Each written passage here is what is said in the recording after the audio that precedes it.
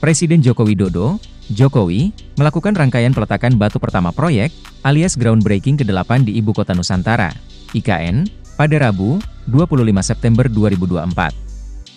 Total estimasi keseluruhan nilai investasi yang masuk mencapai Rp1,57 triliun.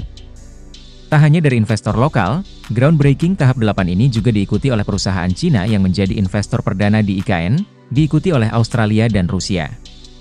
Adapun nilai investasi asing yang masuk ke Ibu Kota Nusantara tersebut mencapai Rp1,15 triliun. Investor asing mulai masuk ke proyek Ibu Kota Nusantara, IKN, di Kalimantan Timur jelang masa jabatan Presiden Joko Widodo, Jokowi, berakhir 20 Oktober nanti. Investor asing tersebut berasal dari 3 negara yaitu Cina, Rusia, dan Australia. Investor tersebut sudah melakukan groundbreaking di IKN 1 bulan jelang berakhirnya pemerintahan Presiden Joko Widodo, Jokowi.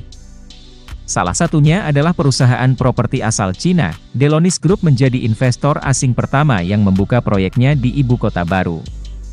Investasi Delonis murni tanpa bermitra dengan perusahaan lokal, dan akan membangun proyek kawasan mixed-use Delonis Nusantara di atas luas lahan 24.000 meter persegi.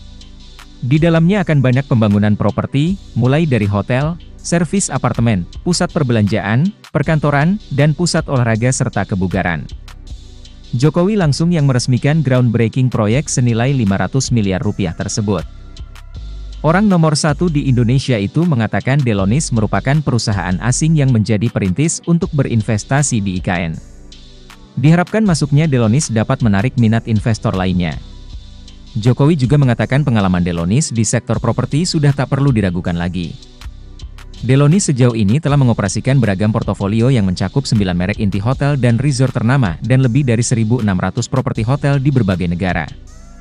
Selain Delonis, ada 2 proyek yang bermitra dengan investor asing. Ada Magnum Investment yang membangun kawasan hunian mewah Magnum Nusantara Resort yang bekerja sama dengan investor Rusia. Lalu, ada Australia Independent School yang membangun fasilitas pendidikan terintegrasi dari pendidikan anak usia dini hingga sekolah menengah atas. Jokowi menyatakan masuknya investasi asing menunjukkan bahwa Nusantara merupakan tempat yang menarik untuk melakukan bisnis. Pelaku bisnis sudah percaya dengan pembangunan IKN yang dibesut olehnya.